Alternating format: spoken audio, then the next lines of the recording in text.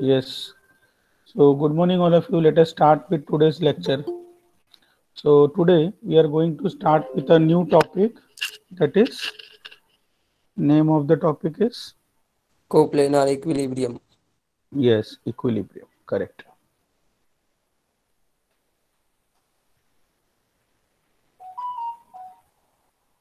Equilibrium. सबको white board दिख रहा है? All of you can see the whiteboard? Yes or no? Hello. Yes, Yes. sir. Yes, sir. Okay, fine. Chalo. So what is equilibrium according to you? So last time we have discussed that something, okay, which is in steady state, okay, something which is in steady state is called as the equilibrium. Okay, what do you mean by steady state? If the external ask you, okay, so what is the meaning of steady state? So steady state means what? All the forces acting on the body, okay, all the forces acting on the body, okay, are balanced, are balanced. Okay, forces acting on the body are balanced means what is the meaning of this? This means summation f of x, all the forces acting along x direction is balanced, means that is equals to 0. Okay, then if I say summation f of y equals to 0, that means what? All the forces acting along y direction, okay, all the forces acting along y direction is 0. Yes or no? Okay, so now we will see what are the conditions of equilibrium for a concurrent force system. So if you have a concurrent force system like this, okay, all the forces are passing through the center. Okay, so now let us draw a concurrent force system. So this is suppose F1, this is your force F2, okay, this is your force F3, F4, okay, F5, F6, F7 and F8. Okay, so now all these forces are passing through the center. Okay, so what are the condition of equilibrium? What we are writing? Condition, okay, condition of equilibrium,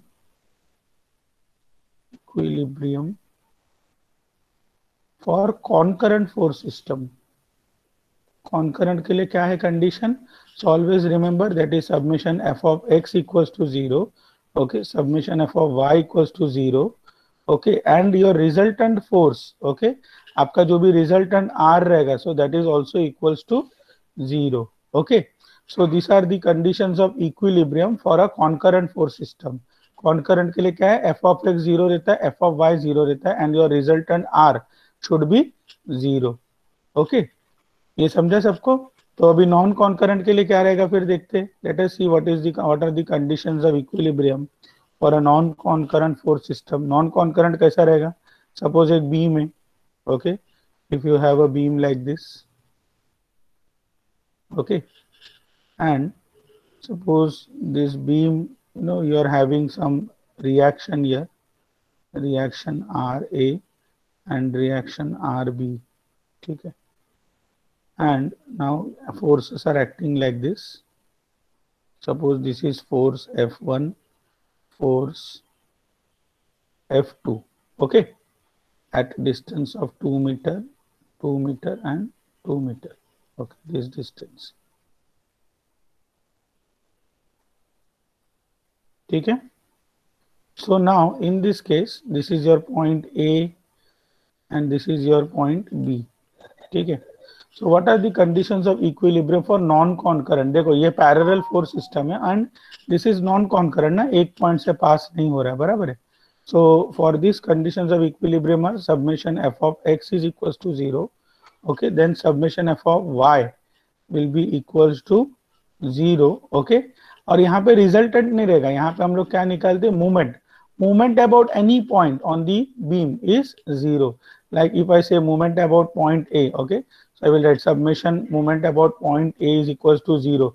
या फिर मैं ऐसा भी लिख सकता हूँ, suppose this is your point C, this is your point D. Okay, so moment about point C also I can write it as 0, or moment about point D also I can write it as 0, or else we can also write moment about point B is also equals to 0.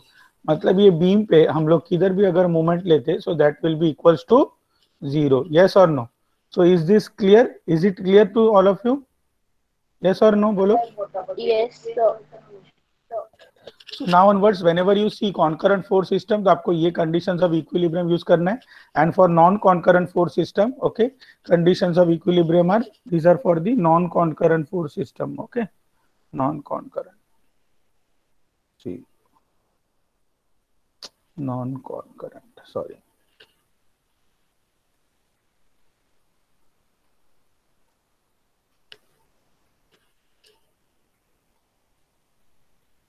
Okay, so for non-concurrent force system. So these are the conditions of equilibrium for non-concurrent force system. Submission f of x is equals to 0, f of y equals to 0, and moment about any point on the beam is 0. Okay, वो A पे भी हो सकता है, B पे भी हो सकता है, C पे भी हो सकता है, और D पे भी हो सकता है. Okay, so should I erase this now? It is clear ना to everyone? Okay, इसको erase कर देते हैं.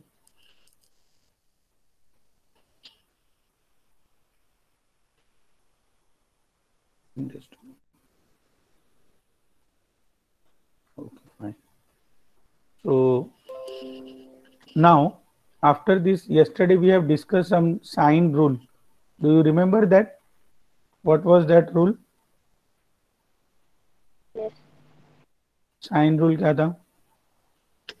देखो आप याद रखो, थीटा के सामने वाला ये. देखो ये एंगल समझो अल्फा है, ठीक है, ये बीटा है. Okay, and suppose this angle is gamma. Okay, तो अल्फा के सामने समझो फोर्स F1 है, ठीक है, बीटा के सामने समझो फोर्स F2 है, and in front of gamma suppose we have our force F3. Okay, so what is your sine rule? So sine rule is what? If I use sine rule, so I will write F1. Yes, F1 upon, इसका opposite angle देखने का, force का opposite angle कौन सा है? Alpha है. So I will write F1 upon sine alpha, that is equals to F2 upon sine beta, okay, equals to F3 upon sin gamma. ठीक है, तो ये आपका साइन रूल हो गया. So this is very important whenever you solve the problems. Okay, so all of you please note down this rule. Okay, draw this diagram and draw, you have to apply this sine rule for the problems. Okay, so now I am going to discuss Lami's theorem. Okay, so let us see what is Lami's theorem. This is very important theorem, Lami's theorem. Okay, so now suppose if you have three forces like this, this is force P, okay, this is force Q,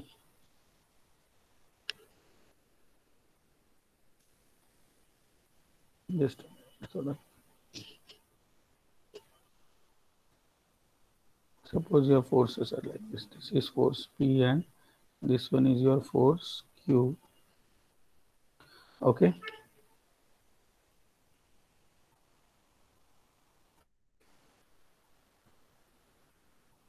देखो ये P और ये Q है, ठीक है.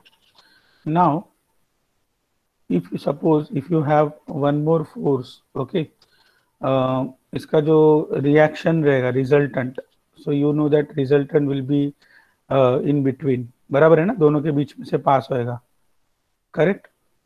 So suppose there is one more force I am showing here like this.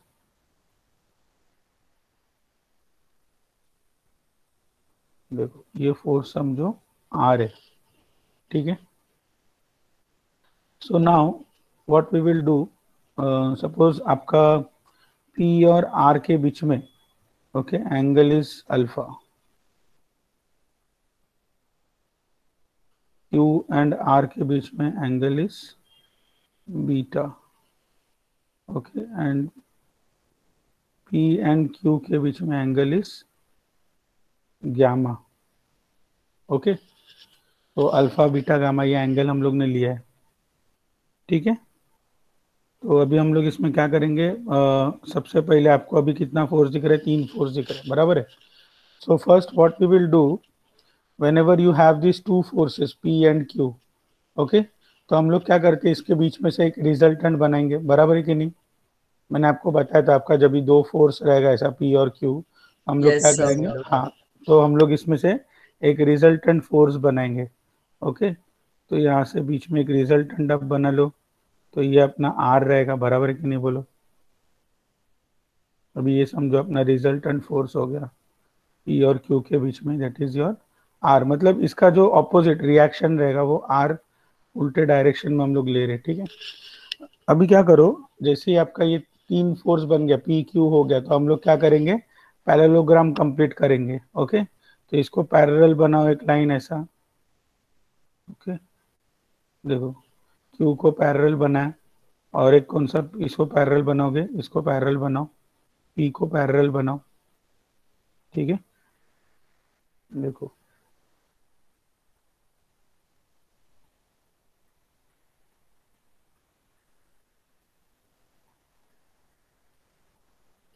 Okay, तो हम लोग क्या करेंगे, इसको एक्सटेंड कर देते हैं रिजल्टेंट R को। देखो अभी मेरे को आप बताओ इसमें, you tell me that if this angle is alpha, okay, अगर ये एंगल आपका अल्फा है, तो ये बचा हुआ एंगल क्या है, बोलो जरा, ये एंगल क्या रहेगा, Minus 180.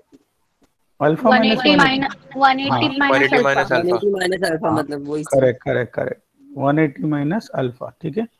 तो ये एंगल जो है वो आपका रहेगा, मैं यहाँ पे दिखा रहा हूँ, दैट इज 180 माइनस अल्फा, ठीक है। तो थोड़ा सा मिक्स हो रहा है ना यहाँ पे, 180 माइनस अल्फा। अच्छा, ये एंगल अगर बीटा है, तो ये एंगल क्या रहेगा, बोलो जरा, बचा हुआ एंगल क्या रहेगा, 180 minus beta. 180 minus beta, very minus good, beta. Yes correct, very good. अच्छा, अभी ये मेरे को बताओ, अगर ये 180 माइनस अल्फा है, ठीक है, ये वाला एंगल अगर 180 माइनस अल्फा है, तो ये वाला एंगल क्या रहेगा, 180 minus 180 minus alpha. 180 minus alpha. क्यों, Z वो Alternate yes angles. Alternate angle बन रहा है सर. जेड दिख रहा है, जेड दिख रहा है आपको यहाँ पे, जहाँ पे भी मैंने आपको बोला जेड दिखेगा वो ऑल्टरनेट एंगल रहता है, बराबर है कि नहीं, ठीक है। अच्छा, मेरे को ये जरा बताओ, अगर ये अपना फोर्स P है, तो ये फोर्स क्या रहेगा, ये वाला, ये भी P रहेगा, बराबर है कि नहीं, बोलो। और ये अपना हाँ। Q है, ये अगर Q है, okay, if this is Q, तो this will be also Q, correct. तो ये opposite sides of parallelogram are congruent, जैसा हम लोग लिखते हैं, ठीक है। अच्छा, अभी मेरे को ये बताओ, ये एंगल अगर 180 माइनस अल्फा हो गया, ये 180 माइनस बीटा है, तो ये बचा 180 हुआ minus एंगल क्या theta. है, ये एंगल क्या रहेगा, सोच ये के theta बोलो। रहेगा सर. 180 minus theta होगा. ऐसा रहेगा ना, देखो, sum of angle minus triangle is 180, तो 180 माइनस यहाँ पे ऐसा रहेगा, okay, that is 180 minus alpha, okay, ऐसा ब्रैकेट में डालो, प्लस 180 माइनस बीटा, बराबर है कि नहीं, बोलो। ये बचा हुआ एंगल जो है, बराबर है। तो यहाँ पे आपका क्या आएगा, देखो 180 माइनस, ओके, ये ब्रैकेट आप ओपन करो, तो ये 180 माइनस हो जाएगा, माइनस अल्फा, और माइनस माइनस प्लस अल्फा हो जाएगा, प्लस अल्फा, ओके, प्लस 180 रहेगा यहाँ पे, ये नहीं नहीं, ये माइनस अंदर जा रहा है ना, ये हाँ minus, sir minus 180 plus beta. तो ये माइनस हो जाएगा, एक सेकेंड, तो ये माइनस 180 हो गया, और यहाँ पे प्लस बीटा हो गया, ठीक है। तो इसमें से कुछ कैंसिल वैंसिल हो रहा है क्या, देख लो जरा। 180 और 180 minus 180. हाँ, ये कैंसिल हो गया अपना, तो इसमें से क्या बच रहा है, देखो, ये अल्फा प्लस बीटा में ऐसा लिख सकता हो क्या, देखो, alpha plus beta, okay, alpha plus beta minus 180। ठीक है, बराबर है ना? बोलो बराबर है कि नहीं बोलो। Yes sir. Yes. ओके, अभी मेरे को ये बताओ, ये जो अपना alpha plus beta plus gamma, अगर हम लोग टोटल करते, alpha plus beta plus gamma, gamma हम लोग ने यहाँ पे लिया था ना, 360 मिल। हाँ, तो इक्वल्स टू क्या रहेगा, 360 रहेगा, बराबर है कि नहीं? Yes sir. तो तो इसमें से हम लोग ऐसा लिख सकते हैं, देखो जरा, फिर गामा क्या रहेगा इसमें, दैट इज इक्वल्स टू, नहीं हम लोग क्या लिखेंगे इसमें, अल्फा प्लस बीटा हम लोग को निकालने का है, तो हम लोग अल्फा प्लस बीटा लिखते हैं, alpha plus beta is equals to 360 360 minus minus gamma. Gamma, ऐसा लिख सकते हैं ना, बराबर है ना? हाँ सर। अच्छा ठीक है, चलो ऐसा लिख दिया मैंने। अभी मेरे को ये बताओ इसमें कि हम लोग क्या कर सकते हैं, ये अल्फा प्लस बीटा जो मैंने लिखा है 360 माइनस गामा, इसको हम लोग किधर सब्स्टिट्यूट कर सकते हैं क्या, इसके जगह पे ऊपर सब्स्टिट्यूट कर वो अल्फा सकते प्लस बीटा माइनस 180। हैं? हाँ, इधर सब्स्टिट्यूट कर सकते हैं ना। तो ये समझो अपना 1 है इक्वेशन, ये इक्वेशन 2 है, तो 2 को आप 1 में सब्स्टिट्यूट करो तो आपको क्या मिलेगा, फिर यहाँ पे एंगल क्या मिलेगा बोलो, यहाँ पे आएगा अपना 360 minus gamma, 180 okay, minus gamma. Minus 180, ऐसा आ रहा है ना, बराबर है ना, 360 minus gamma Yes minus sir. 180। हम लोग ने ये वाला वैल्यू सब्स्टिट्यूट किया, 360 माइनस गामा यहाँ पे सब्स्टिट्यूट कर दिया इसके जगह पे, अल्फा प्लस बीटा के जगह पे। ठीक है, तो उसमें से थोड़ा रिड्यूस करो इसको और देखो क्या आ रहा है, तो इधर आएगा 180 माइनस 180 माइनस। गामा आ रहा है, बराबर है ना? तो हम लोग को ये जो एंगल है, ये एंगल मेरे को मिल गया, ये एंगल क्या हो गया, क्या हो गया, ये एंगल मेरे को मिल गया 180 माइनस गामा। ये आपको समझा कि नहीं समझा बोलो। Yes sir. गामा यहाँ पे था, कंफ्यूज मत होना, ये यहाँ से इसके बीच में गामा। ठीक है, तो अभी हम लोग साइन रूल अप्लाई कर सकते हैं क्या, देखो जरा, ये ट्राइंगल के लिए साइन रूल, ये वाला triangle, use sine rule. Yes sir, use कर सकते हैं। हाँ करो जरा, यूज करो साइन रूल, करके यूज करके बताओ। तो ये फोर्स अपना आर है, ठीक है। अच्छा, पहला फोर्स अपना पी है, तो पी अपॉन ये ऑपोजिट एंगल क्या है, देखो जरा, पी का ऑपोजिट एंगल क्या है यहाँ पे। 180 माइनस बीटा। अच्छा, P upon sine 180 minus beta, okay, that is equals to Q upon, Q यहाँ पे अपना, ठीक है, 180 माइनस अल्फा। ओके, तो क्यू अपॉन मैं लिखूंगा यहाँ पे sine of 180 minus alpha, okay, correct है। आगे, और आर अपॉन, आर अपना रिजल्ट यहाँ पे, आर अपॉन क्या आ रहा है, sine 180 of minus gamma. 180 minus, sorry, 180 minus gamma, correct, okay. तो मेरे को ये बताओ, इसमें से आपको मालूम है साइन 180 माइनस थीटा क्या रहता है, sine of 180 minus theta sine क्या रहता थीटा। है, यस करेक्ट। तो मैं हाँ यहाँ पे साइन। ऐसा लिख सकता हूँ कि नहीं, therefore P upon sine beta is equals to q upon sin alpha is equals to r upon sin gamma, yes or no, लिख सकता हूँ ऐसा। Yes sir. तो यहाँ से हम लोग का ये जो लास्ट फॉर्मूला है, so this is our Lami's theorem, ठीक है। एक second, so this is our Lami's theorem, देखो p upon sine alpha equals to q upon, sorry, p upon sine beta, okay, p का ऑपोजिट एंगल क्या है, beta है, okay. q का opposite angle क्या है, देखो आप बताओ मेरे को, q का ऑपोजिट एंगल क्या है, ये देखो p यहाँ पे है ना अपना, ये p है, तो p का ऑपोजिट एंगल कौन सा था यहाँ पे, अभी देखो, अभी मैं ये क्लियर हो गया ना आपको लैमिस थ्योरम। अभी मैं लैमिस थ्योरम आपको एक्सप्लेन कर रहा हूँ कि एग्जैक्टली क्या है, ठीक है। ये इरेज कर दूं मैं पूरा, कंप्लीट हो गया ये, हाँ सर। Yes sir. ठीक है। देखो देखो ये पार्ट में इरेज कर देता हूँ पहले,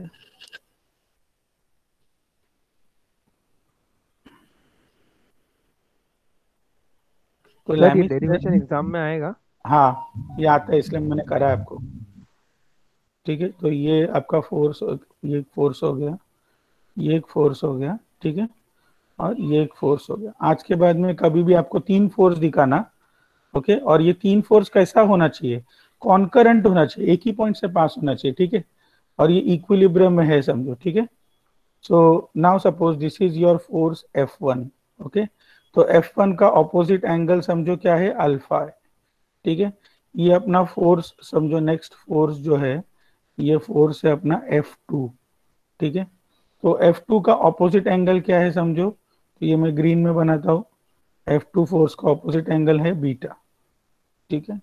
और ये लास्ट फोर्स जो है F3, ठीक है, this is your force F3, इसका ऑपोजिट एंगल क्या है F3 का, so this opposite angle is gamma, okay. तो आपका लैमिस थ्योरम क्या बोलता है, if three forces, okay, if three concurrent forces, कौन सा फोर्सेस है, कॉन्करेंट, मतलब ऐसा सेंटर से पास होना चाहिए, if the three concurrent forces, okay, are in equilibrium, किस में होना चाहिए, तीनों कॉन्करेंट फोर्सेस किस में होना चाहिए, इक्विलिब्रियम में। So if the three concurrent forces are in equilibrium, then each force, okay, is the sign of the angle between the other two forces। क्या बोल रहा हूं मैं, अगर ये तीनों फोर्सेस कॉन्करेंट फोर्सेस इक्विलिब्रियम में, तो हर एक फोर्स क्या है, अगर ये फोर्स में लेता हूं force F1 is the sine of the angle between other two forces, sine angle मतलब इसके और इसके बीच में, बाकी दोनों दो फोर्स, इसके बाकी जो दो फोर्स है कौन सा, ये F2 है और F3 है, तो इसके बीच में जो एंगल रहेगा वो कौन सा है, sign angle, okay. So what is Lami's theorem? If the three concurrent, okay, forces are in equilibrium, then each force is the sine of the angle between the other two forces। आया समझ में। तो अगर मैं अभी F2 बोलता हूं तो F2 का ऑपोजिट एंगल क्या है, देखो यहाँ पे F2 का ऑपोजिट एंगल क्या है, बीटा है, तो मैं लिखूंगा F2 अपॉन साइन बीटा। आया समझ में। अभी लास्ट फोर्स क्या है, ये F3 है, तो मैं इधर क्या लिखूंगा, F3 अपॉन क्या लिखूंगा, बोलो, साइन, अरे बोलो जरा कुछ तो बोलो, साइन गामा। आया समझ में, अपन आया समझ में। तो यहाँ पे हम लोग हाँ ने वही किया, देखो अभी मैं यहाँ पे थोड़ा सा इरेज कर देता हूँ, ये थोड़ा ज्यादा ऐसा जम्बलिंग हो गया ना, इसलिए आपको थोड़ा क्लियरली मालूम नहीं पड़ रहा है। देखो अभी थोड़ा सा क्लीन कर देता हूँ मैं यहाँ पे,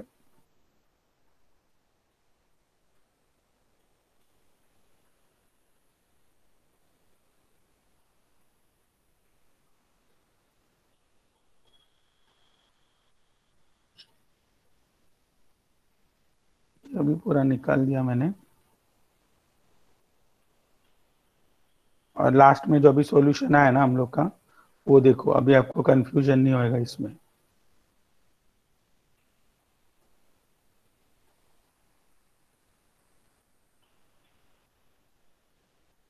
देखो अभी ये फोर्स कैसा था अपना, यहाँ पे ऐसा था ना, ये वाला फोर्स अपना क्या था, ये अपना Q था, बराबर है, this was our force Q and this was our force P, ये वाला फोर्स P था, बराबर है। तो P, Q और R, अभी हम लोग ने क्या लिया था, P का ऑपोजिट एंगल इसमें क्या था, बीटा था। देखो फोर्स P का ऑपोजिट एंगल क्या था, बीटा आया था ना, तो इसलिए P अपॉन साइन बीटा लिखा मैंने। देखो अभी Q जो था, Q का ऑपोजिट एंगल क्या आया था, देखो अल्फा आया था, तो Q अपॉन साइन अल्फा। अब ये फोर्स R है, तो फोर्स R का ऑपोजिट एंगल क्या लिया था हम लोग ने, गैमा लिया था, तो R अपॉन साइन गैमा। तो देखो लैमिस थ्योरम आ गया कि नहीं,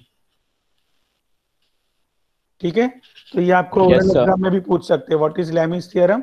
so what is Lami's theorem, if the three concurrent forces, okay, ये तीनों कॉन्करेंट फोर्स होना चाहिए, आर इन इक्विलिब्रियम, इक्विलिब्रियम में होना चाहिए, then each force, okay, each force, ये एक फोर्स हो गया, is the sine of the angle, okay, between the other two forces, ठीक है। तो this is your Lami's theorem, okay. I hope it is clear to everyone now, okay. Should I erase it, बोलो। Sir ये theorem exam में prove करने को आएगा? हाँ ये प्रूव करने को आता है एग्जाम में, ठीक है। तो ये ऐसे आपको, इम्प्रूव करके दिखाना है ना सर? हाँ ऐसे ऐसे ही करना है जैसा मैंने आपको वापस बोलो ना स्टेटमेंट। लैमिस थ्योरम का स्टेटमेंट ये है कि if the three concurrent forces, okay, are in equilibrium, then each force is the sine of the angle between the other two forces. ठीक है, आ गया समझ में? सिंपल है, कुछ नहीं है इसमें। ये तीन जो फोर्स है ना, F1 F2 F3, ये तीनों फोर्स कॉन्करेंट होना चाहिए और इक्विलिब्रियम में होना चाहिए। ठीक है, तभी आपका लैमिस थ्योरम काम करेगा। ठीक है, तो आज के बाद में कभी भी आपने तीन फोर्स दिखा तो डायरेक्ट कौन सा थ्योरम यूज करने का, बोलो? Lami's theorem. ठीक है, हाँ देखो कॉन्करेंट रहेगा तभी, बराबर। अभी मैं आपको टाइप्स ऑफ सपोर्ट्स बताता हूँ। देखो ये बहुत इंपॉर्टेंट है मैकेनिक्स में, टाइप्स ऑफ सपोर्ट्स। ओके, तो इसमें पहला हम लोग एक देखते हो, फ्रिक्शनलेस सपोर्ट। फ्रिक्शनलेस सपोर्ट बोल रहा हूं मैं। फ्रिक्शनलेस मतलब क्या? देखो फ्रिक्शन कभी आता है अगर हम लोग ने कोई बॉडी में ना, मतलब फोर्स अप्लाई किया, अगर वो मोशन में आने वाला है तो ही फ्रिक्शन रहेगा। अगर बॉडी मोशन में नहीं है, चुपचाप अपने जहां पे रख दिया उधर ही है, स्टेशनरी है, तो तभी जो भी सपोर्ट रहता है वो फ्रिक्शनलेस ही रहेगा। ठीक है, जैसा मैं आपको एक एग्जांपल देता हूँ। सपोज देखो अभी ये एक सिलेंडर है, ठीक है, and this cylinder you imagine that it is resting on this surface. okay, ये जो सिलेंडर है ये सरफेस पे ऐसा रेस्ट कर रहा है, देखो। ओके, और ये सिलेंडर का वेट जो है वो क्या है? W है। वेट समझो 100 न्यूटन है, समझो 100 न्यूटन या 100 kg। ठीक है, 100 न्यूटन ले लो। अच्छा, अगर kg में रहेगा तो क्या करेंगे? फोर्स का फॉर्मूला क्या रहता है? Multiply by 9.8। Yes correct. Weight W जो रहता है ना, W is equals to M into g लिखते हैं हम लोग, बराबर है। तो मास का यूनिट रहता है kg में, G का यूनिट रहता है मीटर पर सेकेंड स्क्वायर। और अगर आप देखोगे kg मीटर पर सेकेंड स्क्वायर को क्या बोलते हैं हम लोग? न्यूटन। Newton, very good. ठीक है, तो kg न्यूटन पर second square is always Newton. तो अभी अगर आपका ये सपोर्ट है, ये वेट आ रहा है इसका, ठीक है, सपोज 100 kg ले लेते, चलो इसका वेट कितना है हम लोग kg में बोलते हैं ना हमेशा, तो इसका वेट 100 kg है। ठीक है, तो ये वाले फिगर में आपको क्या करना है? अभी FBD बनाना है, समझो फ्री बॉडी डायग्राम बनाना है। ओके, ये फिगर में FBD बनाना है। तो आप मेरे को बताओ, सबसे पहला वेट जो रहता है ना, याद रखो वेट हमेशा क्या होगा? बॉडी के सेंटर से एक्ट होता है सिलेंडर का। ठीक है, तो ये 100 kg को मैं निकाल दूंगा पहला। ओके, ये सिलेंडर का सेंटर लोकेट करो पहला। सेंटर किधर रहेगा? यहाँ पे किधर रहेगा कि नहीं, बोलो? बराबर है। तो अभी यहाँ से सेंटर से क्या आएगा? You will have a weight like this, you have to show the weight from the centre. Okay, तो यहाँ पे आप दिखाओ ये क्या रहेगा, बोलो बोलो क्या रहेगा? 100 kg था ना, तो 100 kg mg ना, 100 kg, तो 100 इंटू 9.81, ओके, या 9.8, तो 980 न्यूटन आएगा। बराबर है कि नहीं, बोलो? Yes sir. हाँ, 9.8 लिया, 9.81 नहीं लिया मैंने। तो यहाँ पे मैं क्या लिखूंगा फिर? पहला 100 इंटू 9.8, तो 980 न्यूटन। पहला वेट को न्यूटन में कन्वर्ट कर लो, तो 980 न्यूटन आ गया। Okay, due to this weight, अभी ये वेट है, देखो यहाँ पे सरफेस है, मतलब अगर ये सरफेस नहीं होता तो क्या होता था, मेरे को बताओ? ये बॉडी का क्या होता था मोशन? अगर ये सरफेस है, सरफेस समझो नहीं होता तो क्या होता? डाउनवर्ड। ये नीचे चला जाता ना, ये जो सिलेंडर है ये नीचे चला जाता अगर ये सरफेस नहीं है तो। बराबर है कि नहीं? इसका मतलब कुछ Yes, तो sir. है, इसका मतलब कुछ तो है ना? कोई तो फोर्स है जो इसको नीचे जाने से रोक रहा है, ऐसा। बराबर है कि नहीं, बोलो? एग्रीड और नॉट? Yes, sir. तो यहाँ पे कुछ तो फोर्स रहता है, okay, something, some force is there which is exerted by the ground which is holding up this body, okay, तो ये जो फोर्स है जो बॉडी को होल्ड करके रखता है, so that is called as the reaction force R, okay. तो ये कोई भी बॉडी अगर समझो, अभी मैं समझो एक वॉल के साथ रेस्ट कर रहा हूँ, ठीक है, वॉल पे ऐसा हाथ रख के रेस्ट कर रहा हूँ, तो अगर वो वॉल किसी ने हटा दिया वहां से तो क्या हो जाएगा, उधर फोर्स नहीं रहेगा तो क्या होगा, गिर जाएगा ना दूसरे साइड में, Yes, sir. बराबर है ना। मतलब क्या है, अगर आप वॉल पे ऐसा अपना वेट डाल के मतलब खड़े हो, लीन कर, मतलब एक तरफ अपना वेट शोल्डर पे ऐसा वॉल वॉल के ऊपर आप लीन कर रहे हो, ठीक है, तो क्या होगा, अगर वो वॉल नहीं रहेगा तो आप क्या होगा, दूसरे साइड में गिर जाओगे, बराबर। That means there is some in imaginary force, okay, there is some force which is holding up, okay, जो आपको दूसरे साइड में जाने से रोक रहा है, बराबर है। So that force is called as the reaction force. ये रिएक्शन फोर्स समझा क्यों आता है, बराबर है। तो अभी अगर हम लोग फ्री बॉडी डायग्राम बनाते हैं बॉडी का, तो पहले हम लोग क्या करेंगे, पहले ये सिलेंडर बना देंगे, ठीक है। After drawing this cylinder I will mark the centre of this cylinder, okay, centre mark कर लिया। अच्छा, सेंटर से फिर मैंने आपको क्या बोला, हमेशा क्या एक्ट करेगा, वेट एक्ट करेगा नीचे की तरफ ऐसा, बराबर है कि नहीं बोलो। तो ये सेंटर से वेट आ गया देखो नीचे, बराबर है, ऐसा रहेगा। तो ये वेट कितना आ रहा है, 980 न्यूटन आ रहा है वेट बॉडी का। तो पहला 100 केजी दिया हुआ था, 100 केजी से हम लोग ने न्यूटन में कन्वर्ट कर लिया। अच्छा, due to this weight what we are getting, always we will get the reaction force if there is a surface, okay. तो रिएक्शन फोर्स कहाँ पे आता है, it will always act at the point of contact, जहां पे point of contact है। अभी ये पॉइंट ऑफ कॉन्टैक्ट यहाँ पे सपोज ये मैं ब्लू में दिखा रहा हूँ, देखो पॉइंट ऑफ कॉन्टैक्ट यहाँ पे ए है, okay, so A, this is the point of contact. तो जहां पे पॉइंट ऑफ कॉन्टैक्ट है वहां पे ही रिएक्शन आएगा, understood, is it clear. So you will Yes, get sir. Reaction at point A, I will write that is R A, okay. तो ये अपना पॉइंट ए था, पॉइंट ऑफ कॉन्टैक्ट सिलेंडर और सरफेस के बीच में। तो I have written the reaction as R A. So all of you just draw the FBD of this figure, okay. तो मैंने एफबीडी बना के छोड़ दिया इस फिगर का, इसको एफबीडी बोलते हैं Point of सर। action, यानी क्या बोल रहा हूँ, हेलो, point of action. हाँ, पॉइंट ऑफ एक्शन मतलब ये जो है ना, ये ऐसा एक्ट करेगा और इसका जो लाइन ऑफ एक्शन है वो सेंटर से ही पास होगा, ठीक है। और एक सबसे इंपॉर्टेंट पॉइंट इसमें ये है कि always you remember that the reaction forces, okay, the reaction forces will be always perpendicular to the surface, okay, acts normal to the surface, normal acts normal to the surface, okay. तो normal to the surface मतलब क्या, normal means it is perpendicular, okay. तो reaction force हमेशा act करेगा perpendicular to the surface. अगर ये surface है तो इसको ऐसा परपेंडिकुलर रहेगा सरफेस को, रिएक्शन फोर्स। ये आपको क्लियर हुआ कि नहीं हुआ बोलो। फिर मैं आपको एक दूसरा एक डायग्राम दूंगा, उसमें आप मेरे को बताने का कि कैसा आएगा एफबीडी, ठीक है। अच्छा, इरेज कर दो इसको, बना लिया आपने ये डायग्राम। हाँ सर, बना लिया। ओके, ठीक है। Yes, sir.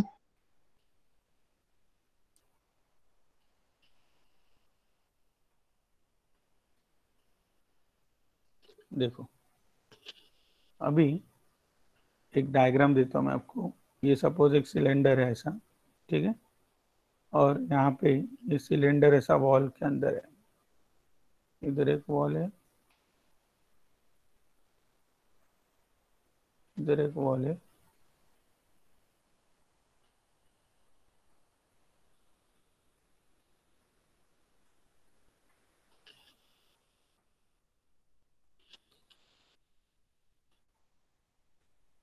तो यहाँ पे एक वॉल है, ठीक है, और ये सिलेंडर इस पे रेस्ट कर रहा है। ये सिलेंडर का वेट आपको बोल दिया मैंने 10 kg, ठीक है। और यहाँ पे मैंने पॉइंट ऑफ कांटेक्ट दिया है, this is your point of contact A, point of contact B and point of contact C, ठीक है। तो ये केस में सबसे पहले आपको मैंने बोला एफबीडी बनाओ, ठीक है। तो एफबीडी के लिए सबसे पहले आपको क्या करना पड़ेगा, पहला ये फिगर का सेंटर मार्क करना पड़ेगा, बराबर है, करेक्ट। अभी आपका वेट कितना है 10 kg, तो 10 इंटू 9.8 करो तो वो 98 आप, हाँ 98 न्यूटन आएगा। तो यहाँ पे सेंटर से ये ऐसा एक्ट करेगा, ठीक है। तो ये आपका weight will always act from the centre of the body, okay. तो यहाँ पे आपका ये जो फोर्स है ये 98 न्यूटन है, ठीक है। 98 न्यूटन एक्ट कर रहा है। अभी आपका, मैंने आपको नेक्स्ट स्टेप क्या बोला, फर्स्ट स्टेप 1 क्या है, okay, show the weight, show the weight from the center, okay, of the cylinder, ठीक है। Next step 2, mark the point of contact, okay, mark the point of contact and show the reaction forces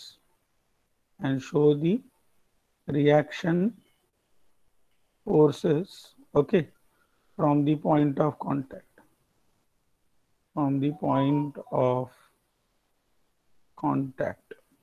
okay. तो अभी आपको क्या करना है, फिर reaction force दिखाना है। तो यहाँ पे रिएक्शन फोर्स कहाँ पे आएगा, फिर ए पे आएगा, बराबर है। तो ए पे मैं यहाँ पे पहला रिएक्शन फोर्स दिखा रहा हूँ, देखो पॉइंट ऑफ कांटेक्ट पे ये यहाँ पे रहेगा। सेकंड रिएक्शन फोर्स बी पे आएगा, ऐसा देखो, बराबर है कि नहीं बोलो। और थर्ड रिएक्शन फोर्स यहाँ पे सी पे आएगा, बोलो ऐसा, बराबर है कि नहीं बोलो, बराबर है कि नहीं बोलो, करेक्ट। तो ये अपना पॉइंट ए हो गया, बी हो गया और ये सी हो गया। तो यहाँ पे reaction forces, okay, after doing step 2 हम लोग ने रिएक्शन फोर्सेस बनाया। Show the reaction forces from the point of contact perpendicular, okay, क्या लिखा हूं मैं, perpendicular to the surface, okay. ये हमेशा याद रखने का, रिएक्शन फोर्सेस जो भी आप बनाते हो that should be perpendicular, normal to the surface, okay. फिर थर्ड पॉइंट ये है कि always the reaction forces, okay, always the reaction forces, okay, reaction forces will pass, okay, will pass through the center of the cylinder, through the center, okay, of the cylinder, ठीक है। तो ये जो भी reaction forces है, okay, ये जो भी आपका रिएक्शन फोर्सेस है ये हमेशा कहाँ से पास होएगा, सिलेंडर के सेंटर से। मतलब मैं अभी ये डायग्राम को कैसा बना सकता हूँ, देखो यहाँ से ऐसा, ये जो है ना ये ऐसा रहेगा, देखो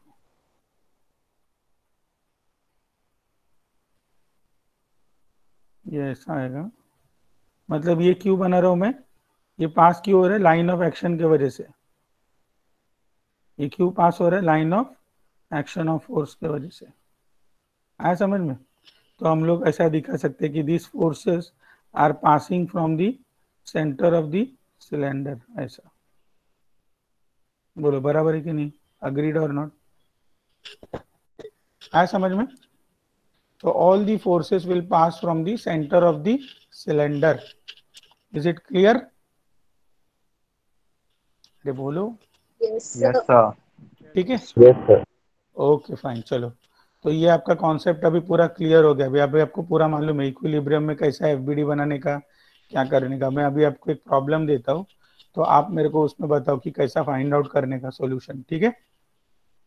okay, so let us solve one problem, okay, I will give you one problem. ये क्लियर हो गया ना, सबने एफबीडी बना लिया ना डायग्राम का।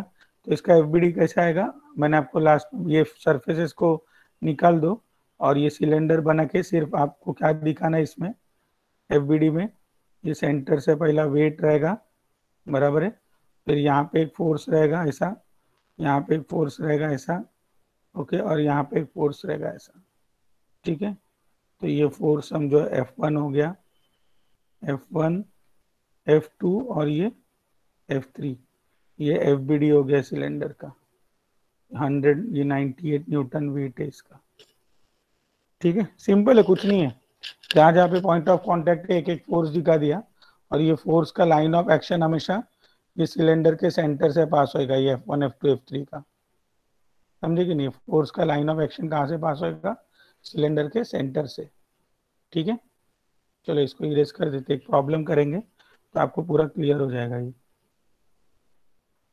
देखो, now suppose if you have a cylinder like this, okay, and this cylinder is resting on an inclined surface like this.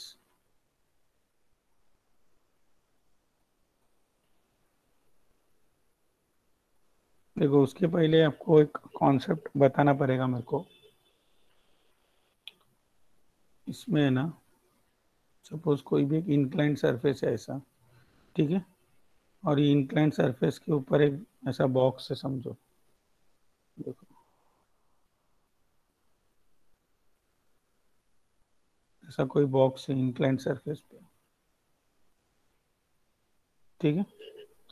तो इसका वेट, सपोज बॉक्स का वेट W दिया हुआ है आपको। तो सबसे पहला हमेशा याद रखो, वेट कैसे एक्ट करेगा बॉडी में?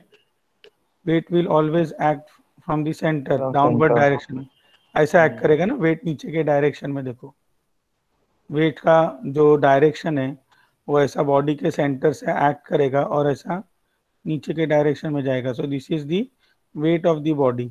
ओके, वेट ऐसा एक्ट करेगा। Due to weight what is acting, ये यहाँ पे क्या आएगा? वेट की वजह से इधर क्या आएगा? रिएक्शन फोर्स आएगा ना। वेट की वजह से यहाँ पे क्या आएगा? रिएक्शन फोर्स R आएगा, बराबर है कि नहीं? बोलो, करेक्ट। अभी समझो यहाँ पे जो एंगल है, इधर मैंने एक एंगल लिया, ठीक है,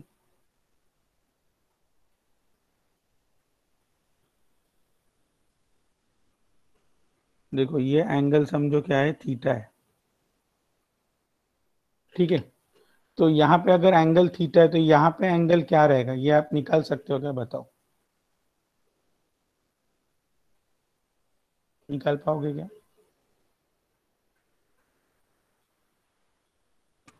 थीटा ही रहेगा सर। कैसे?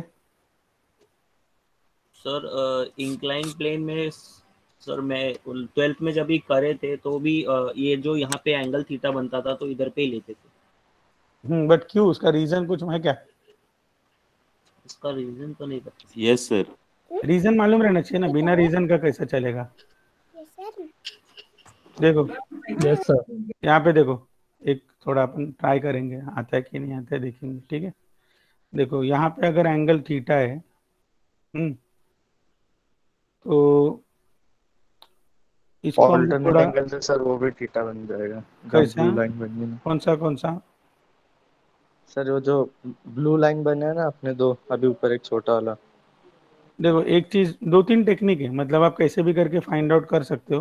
हाँ। ये रेड को हम लोग एक्सटेंड कर देते, ठीक है, ये रेड लाइन को एक्सटेंड किया हम लोग ने। ओके, अभी यहाँ पे एंगल थीटा है और यहाँ पे क्या रहता है? 90 डिग्री रहता है। देखो, ये 90 डिग्री है, बराबर है। तो ये थीटा है, ये 90 है, तो ये एंगल क्या रहेगा? बोलो, 90 minus 90 minus theta. 90 minus theta, बराबर है। अच्छा, ये 90 माइनस थीटा हो गया, तो ये एंगल क्या हो गया? ये एंगल क्या हो गया? Z दिख रहा है आपको? Z, ये भी 90 माइनस थीटा। 90 माइनस थीटा, ये वाला एंगल आ रहा है अपना 90 माइनस थीटा, बराबर है।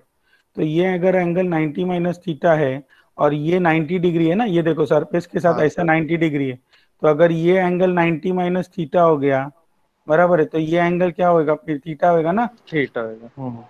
बराबर है कि नहीं? तो इसलिए Yes, अगर sir. आप हमेशा याद रखो, जो भी एंगल अपना हॉरिजॉन्टल के साथ आता है, ओके, ये एंगल अगर थीटा है तो यहाँ पे भी एंगल क्या रहेगा? वो थीटा आएगा। आया समझ में? ये कॉन्सेप्ट क्लियर हो गया सबको?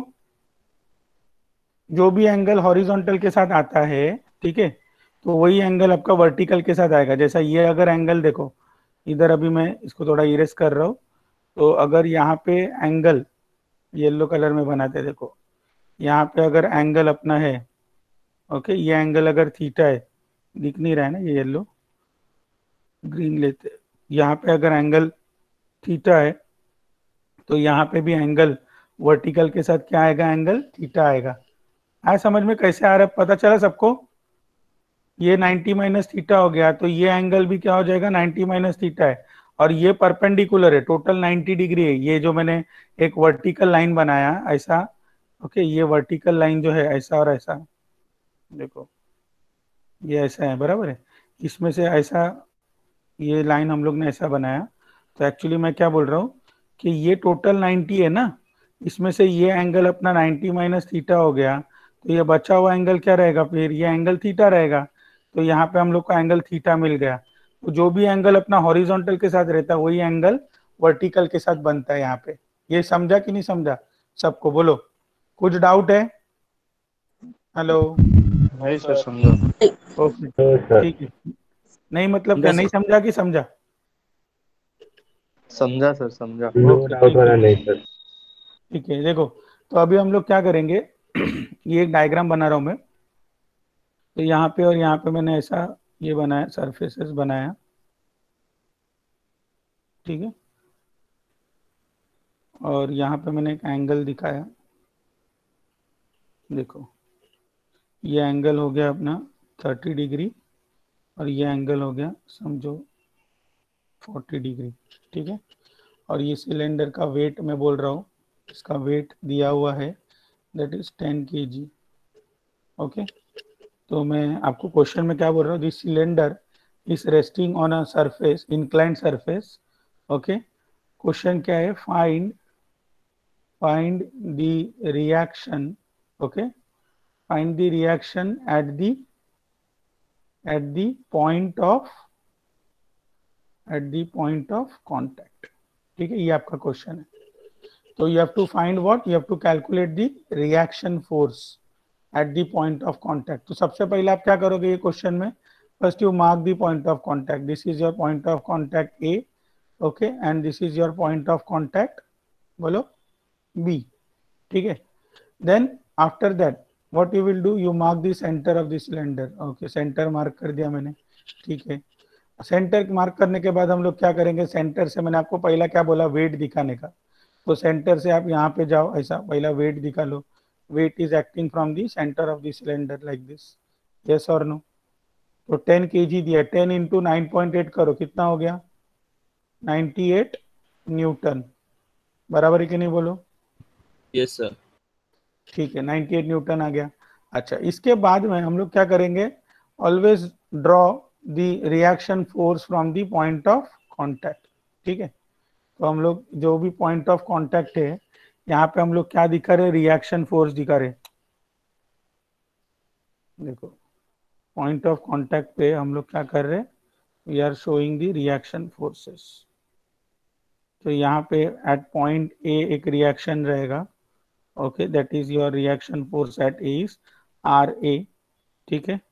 और बी पे भी एक रिएक्शन रहेगा, ओके, जो ऐसा पास हो रहा है बी से, ठीक है, reaction force at point B. तो ये क्या रहेगा अपना, बोलो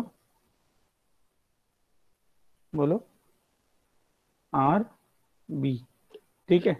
तो ये मैंने क्यों बनाया sir, always you remember that this reaction forces will always pass through the centre of the cylinder like this, why, line of action of force, इसका लाइन ऑफ एक्शन कहाँ से पास हो रहा है, सिलेंडर के सेंटर से पास हो रहा है, ठीक है। तो अभी आपको कितना फोर्स दिख रहा है सामने, 3 फोर्स दिख रहा है, क्या, आर ए, आर बी और ये वेट, बराबर है, बोलो? Yes sir. तो मैंने आपको क्या बोला था, जब भी आपको 3 फोर्स दिखता है तो आप कौन सा थियरम यूज कर सकते हो, यूज करेगी sir. Yes, Lami's theorem use करेंगे। तो चलो एक काम करते हैं, ये सिलेंडर में वापस बना देता हूँ एक बार, देखो सिलेंडर वापस बना दिया, इसका सेंटर भी मार्क कर देते, ये भी मार्क कर दिया, ठीक है। चलो अभी इसके बाद क्या करेंगे हम लोग, इसमें से पहला सेंटर पे से ये वेट दिखा देते हैं इसका, बराबर है। तो सेंटर पे से वेट दिखाया मैंने, देखो, तो ये वेट हो गया अपना, कितना वेट है इसका, 98 न्यूटन वेट है, बराबर है। अच्छा, इसके बाद में ये जो फोर्स है देखो, ये यहां से ऐसा जा रहा है और बाहर निकल रहा किधर से? इधर से निकलेगा कि नहीं बाहर, बोलो जरा, एग्रीड और नॉट? अंदर Yes, से, sir. अंदर से जा रहा है और यहां से बाहर निकलेगा, बराबर है। और ये जो दूसरा फोर्स था वो भी ऐसा यहां से जा रहा है ऐसा, और ऐसा बाहर निकलेगा यहां से, ऐसा करके, बराबर है कि नहीं, बोलो। लाइन ऑफ एक्शन बना रहा हूं, ये ऐसा जाके ऐसा निकलेगा ना बाहर, है देखो ऐसा, समझ रहे? और ये फोर्स ऐसा अंदर से गया तो ये भी ऐसा यहां से ऐसा बाहर निकलेगा, बोलो बराबर है कि नहीं? समझा क्या बना रहा हूं? अरे हाँ या ना, बोलो, कुछ तो बोलो। Yes sir. हाँ यस सर, समझा हाँ सर। हाँ, तो अभी मेरे को ये बताओ, अगर यहाँ पे एंगल अगर 30 डिग्री है, हाँ, इधर अगर एंगल देखो, इधर अगर एंगल 30 है तो यहाँ पे एंगल क्या रहेगा? 30. बराबर है। जो भी एंगल हॉरिजॉन्टल के साथ रहता है वही वर्टिकल के साथ आएगा। इधर अगर एंगल 40 है तो यहाँ पे एंगल क्या रहेगा इसका, बोलो? 40. 40 डिग्री रहेगा। Very good. तो अभी फिर ये डाल देते हैं हम लोग एंगल भी यहाँ पे, ठीक है। अच्छा, जब भी आप लैमिस थ्योरम यूज कर रहे हो ना, एक चीज याद रखो कि हमेशा पहला एक वाई एक्सिस बना लेने का, ठीक है, ये थोड़ा इंपॉर्टेंट है, वाई एक्सिस बना लेने का और एक एक्स एक्सिस बना लेने का। देखो ये ब्लू अपना एक्स और वाई है, ठीक है, ये देखो ये एक्स और वाई एक्सिस है, ठीक है। ये क्यों बनाने का, थोड़ा इजी गिरता है। देखो अभी हम लोग का जो फोर्स था ये आर बी, देखो अभी मैं क्या बोला, ये आर बी यहाँ से गया अंदर, ओके, और इधर से बाहर, हाँ देखो देखो देखो, ये आर बी इधर से गया, अंदर गया, बराबर है, और बाहर निकलेगा यहाँ से, बराबर है कि नहीं, बोलो? ये ऐसा बाहर निकलेगा आर बी, करेक्ट। अच्छा, आरबी का एंगल कितना था यहाँ पे, जरा देखो, इधर कितना था एंगल? 30 डिग्री था। 30 डिग्री. तो यहाँ पे अगर 30 है तो इधर वर्टिकली ऑपोजिट एंगल किधर आएगा? इधर आएगा कि नहीं, बोलो? हाँ सर. हाँ, तो इसके साथ 30 डिग्री इधर बनेगा। अच्छा, यहाँ पे 40 डिग्री किधर था, बताओ जरा मेरे को। इसका ये कौन सा फोर्स था अपना? आर ए जा रहा था इधर से, ऐसा अंदर जा रहा है आर ए, और इधर से बाहर निकलेगा अपना आर ए, बराबर है कि नहीं, बोलो? Yes sir.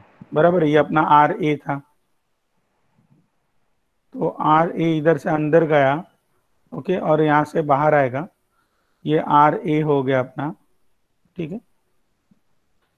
अच्छा, अभी मेरे को ये बोलो, यहाँ पे अगर एंगल 40 डिग्री था तो यहाँ पे एंगल 40 किधर रहेगा? इधर रहेगा, यस सर। ठीक है।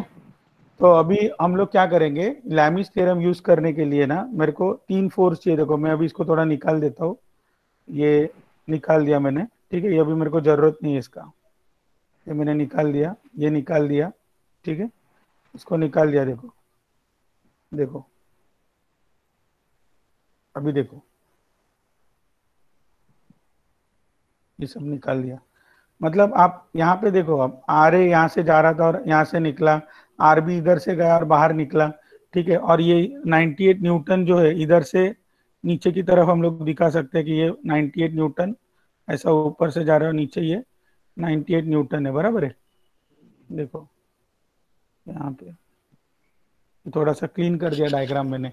अभी आपको समझा मैं लैमिस थ्योरम कैसे अप्लाई कर रहा हूँ? ये फिगर को देखो, वर्टिकली ऑपोजिट एंगल डाला सिर्फ। अगर आपको कंफ्यूजन होता है ना, यहाँ पे देखो एक ऐसा डॉटेड लाइन बनाओ, ठीक है, यहाँ पे 40 है तो यहाँ पे भी 40 रहेगा, यहाँ पे 30 है तो यहाँ पे भी 30 रहेगा, ऐसा। तो इधर से आया वो डायग्राम, ठीक है, आया समझ में?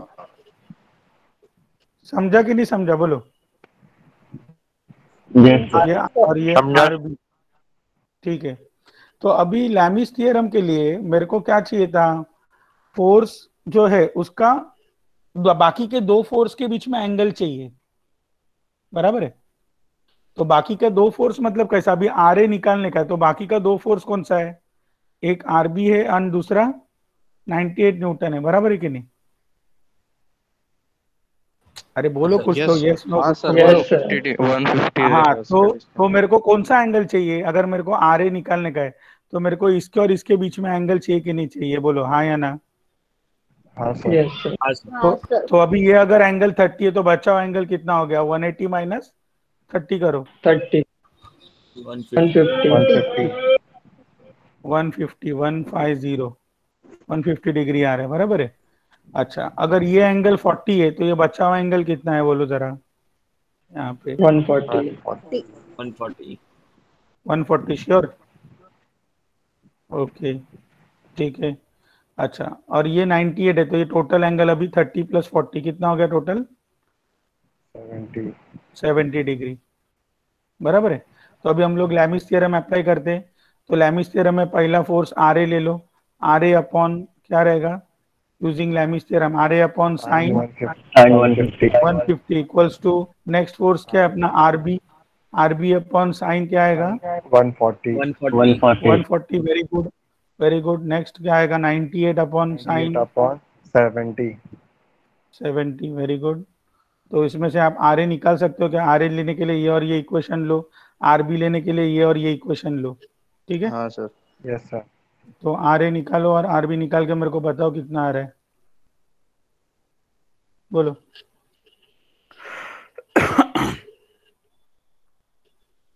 तो वर्टिकल एंगल 30-40 ऊपर कैसे है वो बताओ। अच्छा, वो कंफ्यूजन हो रहा है क्या? देखो यहाँ पे देखो, देखो इधर देखो। अभी हम लोग क्या कर रहे हैं, इसमें एक वर्टिकल लाइन यहाँ पे बनाया मैंने ऐसा, ठीक है?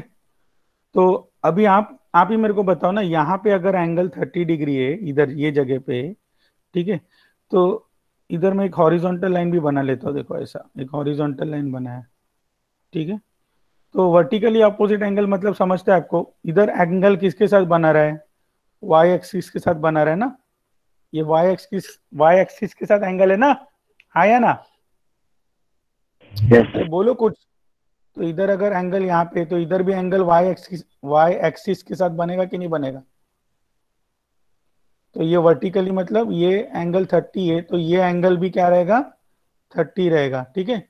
यहाँ पे एंगल 40 किसके साथ बना रहा है? वाई एक्सिस के साथ बना रहा है। तो अगर यहाँ पे एंगल 40 है, ठीक है, यहाँ पे अगर एंगल 40 बन रहा है तो यहाँ पे भी एंगल क्या बनेगा? यहाँ पे वाई एक्सिस के साथ 40 बनेगा। सर, ये जो सरफेस पे बना हुआ ना एंगल वो जो 98 न्यूटन के साथ कैसे बना वो पूछा है। कौन सा जो कौन सा सरफेस बोलो? पे बना हुआ ना 30 जो सरफेस पे बना हुआ ना 30 डिग्री 40 डिग्री वो ऊपर 98 न्यूटन के साथ ये बोल रहे हो हाँ क्या? सर वही। ये 30। देखो आपको सिंपल एक याद रखना, अगर जो हॉरिजॉन्टल सरफेस के साथ जो एंगल रहता है ना, अगर यहाँ पे 30 है ना तो यहाँ पे भी एंगल वर्टिकल के साथ, ये वर्टिकल फोर्स है तो ये वर्टिकल फोर्स के साथ एंगल 30 आएगा यहाँ पे, बराबर है। अगर यहाँ पे एंगल 40 है तो यहाँ पे भी आपका एंगल 40 आएगा। ये मैंने अभी जस्ट आपको बताया ना कैसे आता है करके, वो एक डायग्राम बना के बनाया ना, भूल गए? सर लेट जॉइन वाला क्या बोल रहे हो? सर वो क्या कहते हैं जो इसमें लैमिस थ्योरम में तीनों फोर्सेस है इक्विलिब्रियम में है ना सर? हाँ। तो सर ये जरूरी है क्या कि ये कोप्लेनर भी होने चाहिए? अरे कोप्लेनर का ही सम सॉल्व कर रहे हैं हम लोग। नहीं हाँ, लेकिन अगर नॉन कोप्लेनर फोर्सेस से कभी इक्विलिब्रियम में नहीं हो सकती तीन फोर्स? हो सकता है ना, क्यों नहीं हो सकता है? तो सर उस पे लैमिस लगेगा कि नहीं लगेगा सर? उसका कॉन्सेप्ट अलग है। नॉन कोप्लेनर में हम लोग को फोर्सेस इन स्पेस जो रहेगा ना उस टाइम पे आएगा, वो उस पे भी आएगा। अच्छा उस पे आएगा ना? हाँ, बट अभी कैसा आप लोग अभी इस पे कर रहे हैं ना, क्या बोलते हैं, अभी हम लोग कोप्लेनर फोर्सेस जो है ना उसके लिए कर रहे हैं, समझे? लेकिन सर नॉन कोप्लेनर के होता है ना, मतलब ऐसे ही पूछ रहा हूं। हाँ आएगा ना नॉन कोप्लेनर में भी, बराबर है ना? क्योंकि इक्विलिब्रियम किधर भी आएगा ना। देखो अभी कैसा है, इक्विलिब्रियम जो है वो कोप्लेनर में भी आता है, नॉन कोप्लेनर में भी, क्योंकि जो अपना बिल्डिंग वगैरह है वो सब नॉन कोप्लेनर ही है ना। अलग अलग इसमें रहता है ना, वो स्टेबल जो रहता है कोई भी बॉडी, बराबर है, ठीक है? तो अभी ये आपको कॉन्सेप्ट समझा कि आर ए आर बी निकाला कि नहीं? जल्दी बोलो। 20 हो गया, 11 20 हो गया। 52.14 आरबी 67.04 52.14 और आरबी 67.04। ओके, सबको सेम आंसर आएगा? Yes sir. ठीक है। देखो अभी इसको आप क्रॉस वेरीफाई, सुनो इसको क्रॉस वेरीफाई कैसे करोगे आप? इसको ये प्रॉब्लम को एक और सम से टेक्निक से सॉल्व कर सकते हो, f of x f of y से। इधर अगर आप रिजॉल्व करोगे ना इसको, यहाँ पे एक्स और वाई, आर ए को और आर बी को भी अगर आपने रिजॉल्व किया यहाँ पे और यहाँ पे, तो आप निकाल सकते हो तो वो मैं आपको बाद में बताता हूँ, ठीक है, नेक्स्ट लेक्चर में अपन डिस्कस करेंगे वो। Okay, so will stop our lecture here. Okay, I will stop the recording now. Okay, attendance ले लेते हैं।